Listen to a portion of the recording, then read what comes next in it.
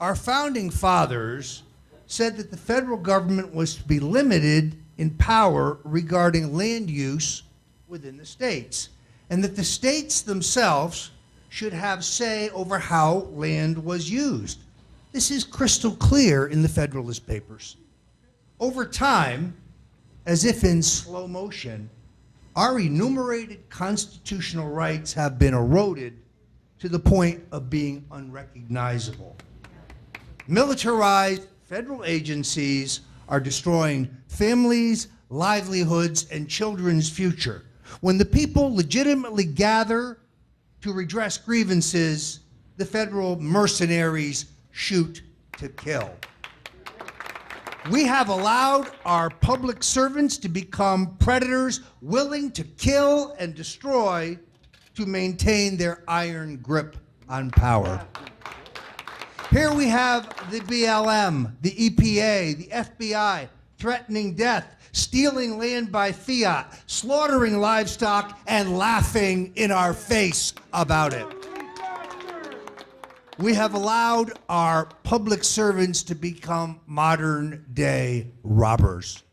It is a slippery slope when we jail journalists for revealing the corruption and the unconstitutional actions and the illegal actions of an oppressive federal government. That's right.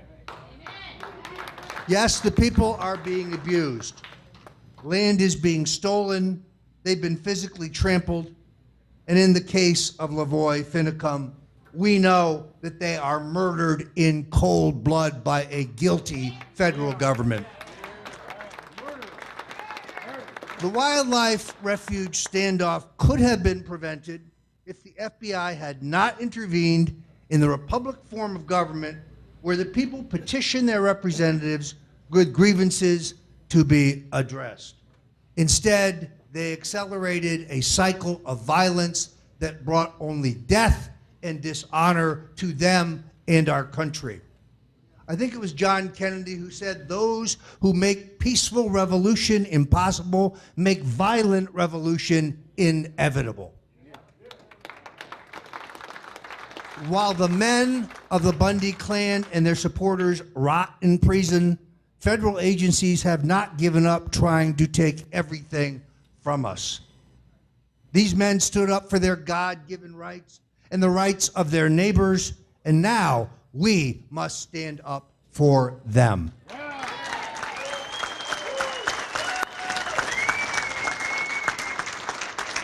Folks, I'm just warming up.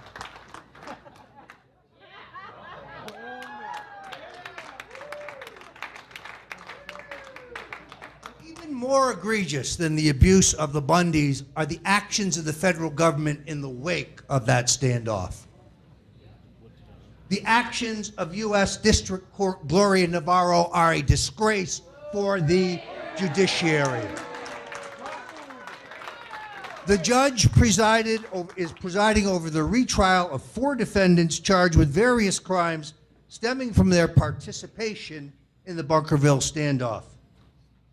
Now, the first trial ended with a deadlocked jury.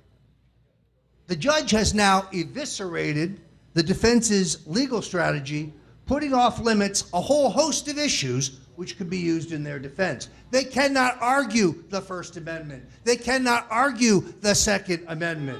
She strips them of any fair trial, and 18 men are held without pre-trial release, when in this jurisdiction, thanks to her husband, people indicted for murder are allowed out on pre-trial release. These men have been denied due process guaranteed by the U.S. Constitution.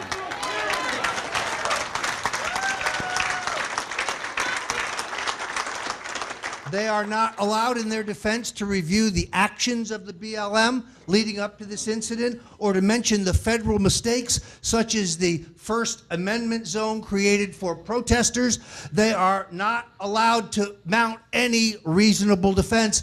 Cliven Bundy is not allowed to choose his own lawyer. This is the oppressive hand of a military, jackbooted government that has lost all sense of reality, of law, morality, or the U.S. Constitution.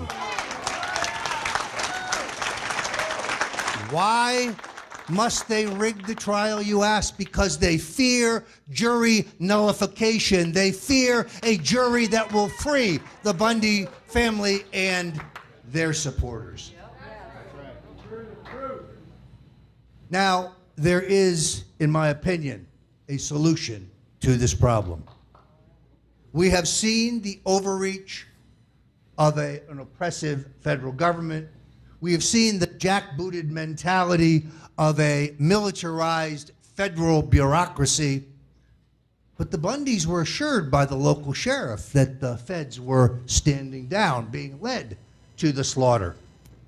And then we have U.S. Attorney General Jeff Sessions come to town and comment on a trial in front of the courts, saying that he backs the prosecution, tainting the trial and giving us the reason why this case should be booted out of court now.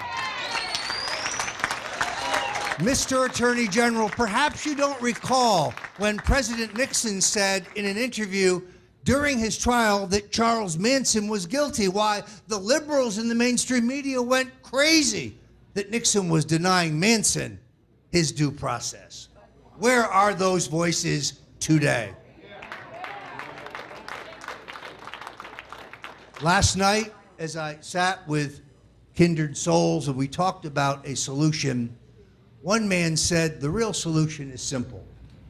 We take a carefully selected group of 300 to 500 armed men to the federal courthouse.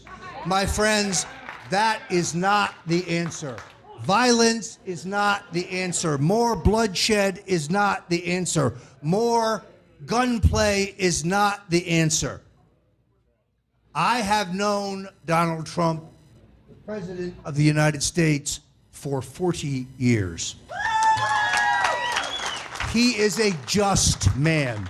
He is a decent man. He is an honest man. He is a compassionate man. He is a believer in the U.S. Constitution. He answers only to the American people, not to the two-party duopoly that has run this country into the ground.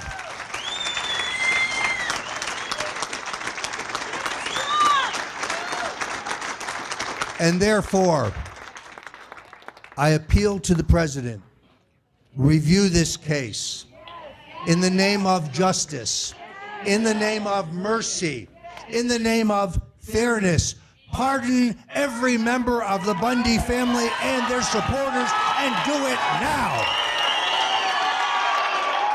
We will be posting a petition at Infowars.com and at StoneColdTruth.com to the President, urging him to review this case and, in the act of mercy and justice, pardon these patriots. Let's be clear. We will not be silenced. We will not be intimidated. We will not be censored. We will not go away, and we will not shut up.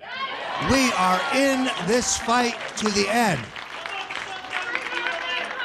Now, we know that the illegal, unconstitutional, and outrageous actions of Judge Navarro, a vestige on the bench given to us by Harry Reid, the single most corrupt man in American political history, who as a casino control commission was known as Paper Bag Harry, because if you gave him cash in a brown paper bag, you could get whatever you wanted. This piece of human excrement posing as a human being is a disgrace to his state and his country.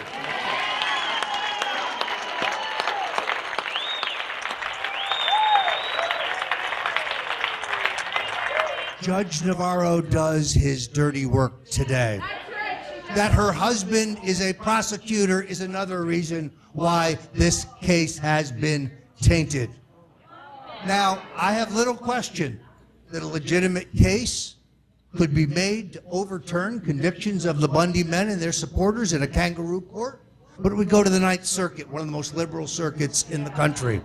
And then, should we lose in the Ninth Circuit, it would be up to the United States Supreme Court as to whether or not they'd hear this case.